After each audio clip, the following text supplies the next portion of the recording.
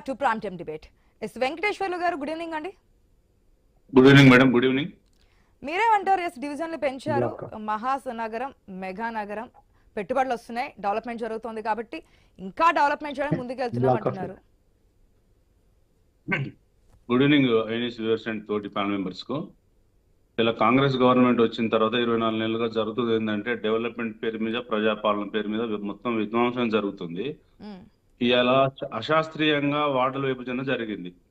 ఇంతకు ముందు 2000 బిఫోర్ హైదరాబాద్ లో ఉన్నటువంటి MCH మున్సిపల్ కార్పొరేషన్ హైదరాబాద్ ను గ్రేటర్ హైదరాబాద్ చేసుకున్నప్పుడు అల్వాల్ గాని, కుకట్పల్లి గాని, రాజేంద్ర నగర్ గాని, మిగతా ఉప్పల్ గాని వివిధ స్థాయిల్లో ఉన్నటువంటి మున్సిపల్ కార్పొరేషన్లు శాస్త్రీయబద్ధంగా వార్డుల విభజన జరిగింది. దానికి అనుగుణంగా గత ప్రభుత్వంలో మేము 150 వార్డు డివిజన్ చేసినప్పుడు అన్ని మరుగునీటి సమస్య కానీ, డ్రైనేజ్ సమస్య కానీ ఎక్కడెక్కడ పకడ్బందీగా జరిగినటువంటి అంశాలు పరిగణలోకి తీసుకోకుండా ఇలా అడావుడిగా ఒక రాజపత్రం తీసుకొచ్చి 300 వార్డులు తీసుకొచ్చి ఎక్కడో ఉన్నటువంటి 311 గ్రామ పంచాయతీలను, ఎక్కడో ఉన్నటువంటి మున్సిపల్ కార్పొరేషన్లు, మున్సిపల్ అన్ని హైదరాబాద్ మెట్రోపాలిటన్ కింద గడిపారు. కలిపిన దాంట్లో శాస్త్రీయబద్ధంగా జరగలేదు. ఒక వార్డులో 11,000 ఓట్లు ఉంటే, ఒక వార్డులో 80,000 ఓట్లు ఉంటే, ఒక వార్డు మొత్తం ఇప్పుడు వార్డు నెంబర్ 1 తీసుకుందాం. వార్డు నెంబర్ 1 అంటే కీసరకు వస్తుంది. కీసలో ఉన్న అంకిరెడ్డిపల్లి విలేజ్ ఎట్లుంటుంది, చేర్యాల ఎట్లుంటుంది అనేది వాళ్ళకి తెలియకపోయింది. వాళ్ళు శాస్త్రీయంగా ముందు ప్రజాభిప్రాయం సేకరణ జరిగి ప్రజల ఫిర్యాదులు తీసుకొని ఎట్లా డివిజన్ చేసుకోవాలి, బౌండరీస్ ఎట్లా పెట్టుకోవాలనేది గవర్నమెంట్ తెలియక ఆగమాగంగా ఇచ్చేసింది.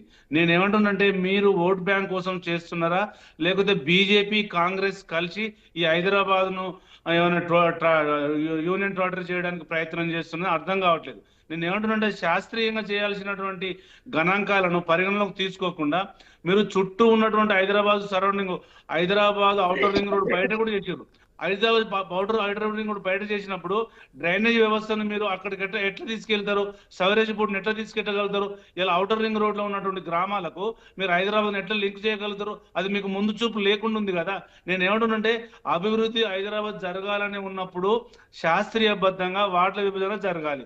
మీరు ఇప్పుడు గట్కేసర్ తీసుకున్నా, కీసర తీసుకున్నా, బడంగపేట తీసుకున్నా, ఎక్కడో ఉన్నటువంటి సాహెబ్ నగర్ తీసుకున్నా, ఎక్కడో ఉన్నటువంటి విలేజ్లు తీసుకుంటే ఇప్పుడు ఇంటర్లింక్ లేకుండా, ఇప్పుడు సెవరేజ్ బోర్డు ఇంటర్లింక్ లేకుండా, డ్రైనేజ్ ఇంటర్లింక్ లేకుండా ఎట్లా కార్పొరేట్ వ్యవస్థ తీసుకొస్తారు? కార్పొరేట్లను గెలుపు కోసం చేస్తున్నారా? ఇలా తెలంగాణ హైదరాబాద్ ను 1 కోటి 2 కోట్ల జనాభా ఉన్నటువంటి 1,60,70,000 జనాభాను ఏ ప్రాతిపాదికగా తీసుకొని మీరు డీలిమిటేషన్ చేశారు అంటే మీకు శాస్త్రీయంగా జరిగేది అర్థం కావట్లేదు. ఇలా డ్రైనేజ్ వ్యవస్థ ఎప్పుడో 400 ఏళ్ల కింద చేసిందే కంటిన్యూ అవుతుంది. ఇలా డ్రైనేజ్ వ్యవస్థ ఇప్పుడు మేము చేసాము అంటే కాంగ్రెస్ గవర్నమెంట్ చేసినట్టు కనిపిస్తోంది. ఎప్పటికైనా రేపు బీఆర్ఎస్ వచ్చినా, బీజేపీ వచ్చినా, మా గవర్నమెంట్ ఉన్నా ఎప్పటికైనా సరే చేయాల్సిందే, దీన్ని అందరూ అంగీకరిస్తారు అంటున్నారు. ఎవరన్నారు? ఇప్పుడే కదా నర్సేగౌడ్ గారు చెప్తున్నారు.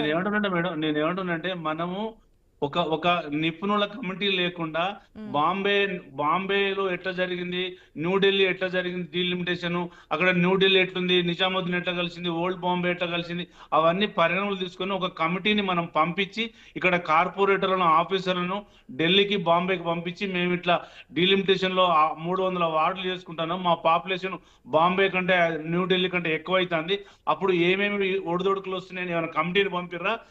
రేవంత్ రెడ్డి గారు తమ్ముళ్ళు పోయిర్రా? ఎవరు గద్వాల విజయలక్ష్మి పోయిందా? ఎవరు పోయిర్రు? నేను ఏమంటుండే చేసుకోవడంలో తప్పు లేదు. డెవలప్మెంట్, సెవరేజ్ బోర్డు ఎట్లయితుంది, కరెంట్ ఎట్లయితుంది, రోడ్ ఎట్లయితాయి, ఎస్టీపీలు ఎట్లయితాయి, ప్రజలకు ఏం మేలు జరుగుతుందని ముందు చెప్పకుండా ఇలా ఏమన్నా ఇలా ఇప్పుడు మూసీ నది మీద సియోలకు పోయిర్రు. మరి ఈ హైదరాబాద్ డెవలప్మెంట్ కోసం 300 వార్డులు చేసుకున్నప్పుడు ఎక్కడికన్నా వెళ్ళిరా? వీళ్ళు ఏం చేసిర్రు? ఏం జరగలే.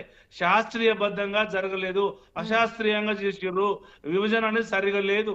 ఒక్కొక్క వార్డులో 25,000 ఓట్లు ఉంటే ఒక వార్డులో 35,000, 1,00,000 ఓట్లు ఒక వార్డులో.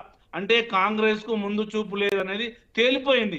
రేపొద్దున వీళ్ళు ఎందుకు ఆగమవుతారంటే ఈ కార్పొరేటర్ల కోసమే చేస్తున్నారు. ఇప్పుడు నేను ఏమంటుంటే ఒక్కొక్క వార్డు ఏం జరుగుతుంది, రోడ్లు ఎట్లున్నాయి, మరుగునీటి సమస్య ఏముంది, కరెంట్ ఏముంది, రోడ్డు వెడల్పు కార్యక్రమాలు ఏమున్నాయి.